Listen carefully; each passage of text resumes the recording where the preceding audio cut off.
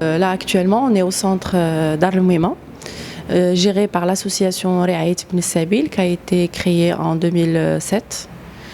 Donc 2007, on a créé l'association selon un besoin actuel dans la société. Avant, je faisais un peu de bénévolat. Donc je remarquais l'état critique des centres d'accueil. Donc à travers ça, j'ai eu l'idée de créer mon association. C'était le début de la création de l'INDH. C'était en parallèle. Et donc à ce moment-là, on a fait une convention avec l'INDH et on a construit ce centre Dar El Mouima. Et voilà, donc pour les enfants, avant ce centre, on avait loué 2 appartements. Donc on logeait un appartement pour les filles, un autre pour les garçons. Donc c'était la petite structure avec quoi j'ai commencé et donc il y avait une gouvernante, il y avait un chauffeur, il y avait toutes les parties pour gérer ce petit établissement. Et en 2011, on a déménagé à Dar El Mouima, c'était l'inauguration par Sa Majesté en 2011. Et donc à partir de là, on s'est spécialisé dans l'enfant. Avant, on gérait aussi les familles, les enfants avant qu'ils sortaient dans la rue. Donc il y avait un suivi à distance dans les familles. On le fait actuellement, mais là on est plus spécialisé dans l'enfant et au centre Dar El Mouima. Donc les enfants on reçoit à travers le juge.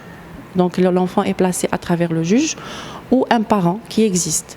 Les différents cas qu'on a, on a les orphelins, les enfants en situation de rue, les enfants qui sont nés en prison, les enfants qui ont subi des traumas dans la rue ou ailleurs.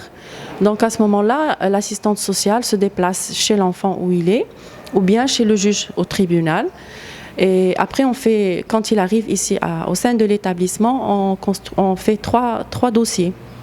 Donc dossier médical, parce que l'enfant il a vécu des traumas, des brûlures, des abus, etc. Un dossier juridique, souvent ils n'ont pas de nom. Souvent, c'est juste le prénom. Donc, on établit aussi, maintenant la loi, elle aide dans ce sens-là. Donc, un dossier juridique et après, dossier scolaire. Et on insiste sur le scolaire, on insiste sur tout ce qui est culture. Nos enfants sont pratiquement tous dans des écoles privées. Et actuellement, je n'ai pas d'enfants plus que 18 ans. C'est-à-dire, ils sont tous sortis. Ça reste 3 qui sont maintenant dans des écoles supérieures. Et donc ça, c'est notre indicateur de réussite. C'est une fois l'enfant est inséré dans la société. Et bien sûr, il y a un dossier qui se crée en parallèle. Dès que l'enfant arrive, c'est un dossier d'objectifs d'insertion. Et donc pour le préparer à sortir de cet établissement, il y a souvent des formations continues qui se font sur place, des intervenants qui viennent chez nous, là, des conventions qu'on fait avec l'État ou d'autres établissements. Et donc l'enfant est accompagné dans le développement personnel, dans la gestion de comptabilité de sa petite rentrée d'argent. Donc à partir, disons le bac, après le bac, il y a le dossier d'insertion qui se fait d'une manière vraiment très rigoureuse, justement pour avoir cette réussite qu'on cherche. On a beaucoup d'enfants, des jeunes qui sont à l'étranger pour des études de médecine en Ukraine, Turquie, des études de finance en Allemagne et ailleurs. C'est-à-dire j'essaie de les faire sortir de ce petit monde de Dar El Mouima. Je leur dis souvent, Dar El Mouima, c'est pas le monde, c'est juste un petit point.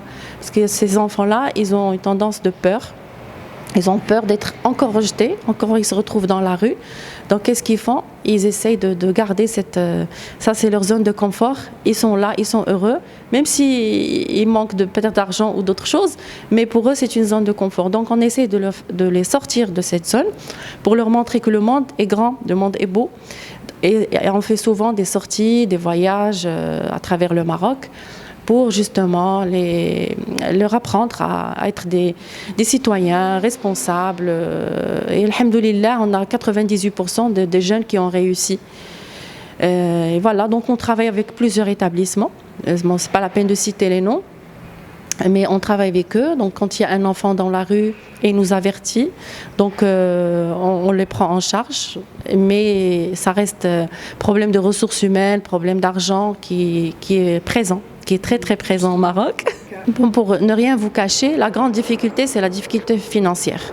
Donc on a pratiquement un budget de 5 millions de dirhams.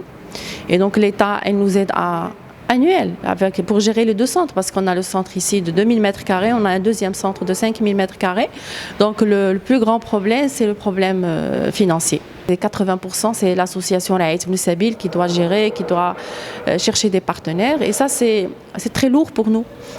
Donc, et aussi, bien sûr, les ressources humaines pour trouver des personnes qui doivent être patients, parce que les enfants, ils ont des comportements d'un enfant abandonné. Voilà, donc il y a des comportements pas agréables, et donc il faut des personnes spécialisées dans ça pour comprendre les enfants.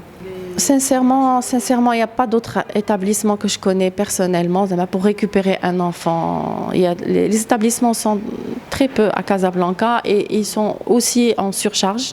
Et je pense qu'il y a beaucoup d'établissements qui ont arrêté de prendre les enfants, justement par manque de moyens financiers et de manque de structure. Voilà. Donc, ici, on est pratiquement à 100. Comme je vous ai dit, il y a beaucoup de jeunes qui ont été insérés cette année. Et ça, pour nous, c'est l'indicateur de réussite.